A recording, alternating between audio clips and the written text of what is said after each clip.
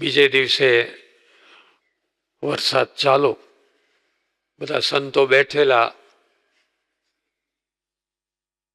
જોડી માગવા જવાયું નહીં. ગામમાં જોડી માગવાની ખ્યાલ છે? જોડી માગવાની એટલે ક્યાંકથી લોટ આવે,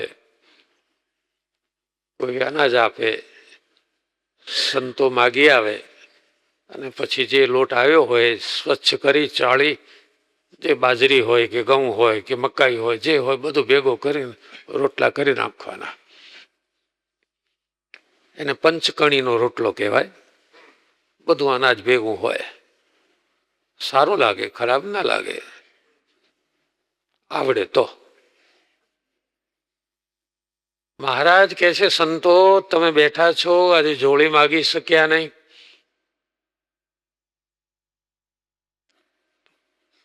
શ્રીજી મહારાજ પોતે નીકળ્યા. ઓહો, ચાલો અમે મદદમાં આવીએ. મહારાજ સારંગપુરમાં જોડી માગવા નીકળ્યા. ત્યાં એક વણી કે મહારાજની જોડીમાં મેથીના લાડુ નાખ્યા. શિયાળો હશે, ચોમાસું હતું ને મેથીના લાડુ કર્યા. ઉતાવળો લાગે છે, મોટે ભાગે ધનુર્માસમાં બધા કરતા હોય છે. મહારાજ રાજી થઈ ગયા અને આવ્યા એટલે દરબાર જીવા ખાચર કે છે, મહારાજ આજની વાત આજે પૂરી. શું થયું બાપુ?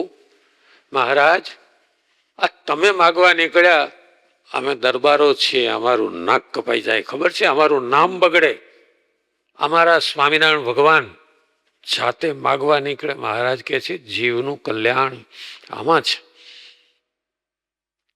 કોઈના ઘરનું ચપટી અનાજ આ સંતોના ઉદરમાં જાય ને તો એ આપનારનું કલ્યાણ થાય. એક વેપારી બહુ લોભ્યો હતો, ઘણો લોભ્યો, માપથી વધારે લોભ્યો. એક સંત ત્યાંથી નીકળ્યા. નારાયણ હરે સચ્ચિદાનંદ પ્રભુ.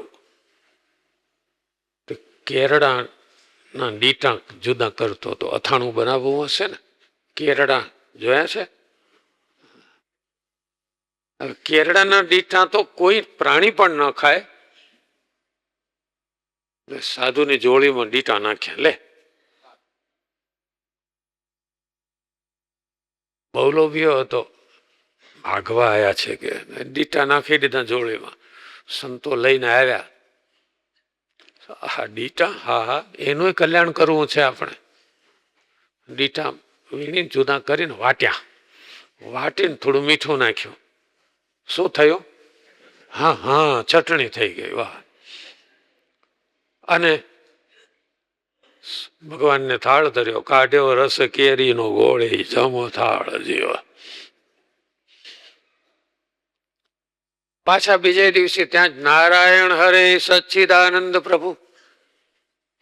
પેલા ડીટા સંતોના ઉદરમાં ગયેલા ને, આની બુદ્ધિ સુધરી ગઈ, થોડીક સુધરી. કારણ કે જાજો લાંબો મોટો રોગ હોય ને તો દવાનો કોર્સ વધી જાય.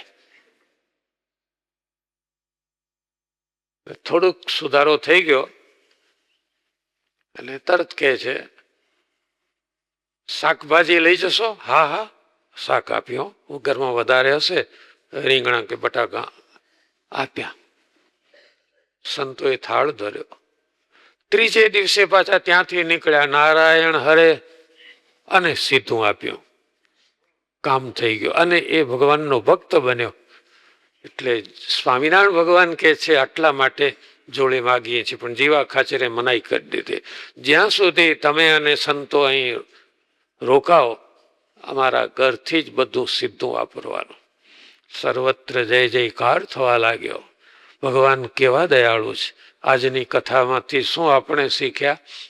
જો સત્સંગમાં નિષ્ઠા હશે ને તો મહારાજ આપણા વ્યવહારિક કોઈ પ્રશ્નો હોય ને ગૂંચ તો એ ઉકલી જાય છે અને ભગવાનની મદદ મળી રહે. અણધારી ઉપાધિ આવી પડે તોય પણ જેમ સ્વામિનારાયણ ભગવાને મોભ ઉંચક્યો ને એમ ભગવાન પોતાના ભક્તના આ બધા વ્યવહારિક મોભ આપોઆપ ઊંચવે છે. માટે દ્રઢ વિશ્વાસ રાખી અને સત્સંગ કરવાનો. પાક્કો વિશ્વાસ જોઈએ. શ્વાસથી શરીર ટકે અને વિશ્વાસથી જીવ ટકે. એટલે સત્સંગમાં એવો વિશ્વાસ રાખીને ભજન કરીશું ને તો ભગવાન આજની તારીખે પણ પોતાના ભક્તો માટે, આપણા માટે હાજરા હજુર છે. અતિ દયાળુ રે સ્વભાવ છે સ્વામીનો, પર દુઃખ હારી રે વારી બહુ નામીનો. કોઈને દુખીઓ રે દેખી ન ખમાય, દયા આણી રે અતિ આકળા થાય, ઉતાવળા થાય. જલ્દી કરો. અમારો ભક્ત ક્યાંય દુખી થવો ન જોઈએ. જાતે ભિક્ષા માગવા ગયા. વરસાદ બહુ પડ્યો, સંતો બહુ જઈ શક્યા નહીં. મહારાજ જાતે ભિક્ષા માગવા, કેવું એ દ્રશ્ય હશે બોલો. જોડી લઈને સ્વામિનારાયણ ભગવાન ઘરને ઉંબરે ઉભા રહે. નારાયણ હરે સચ્ચિદાનંદ પ્રભુ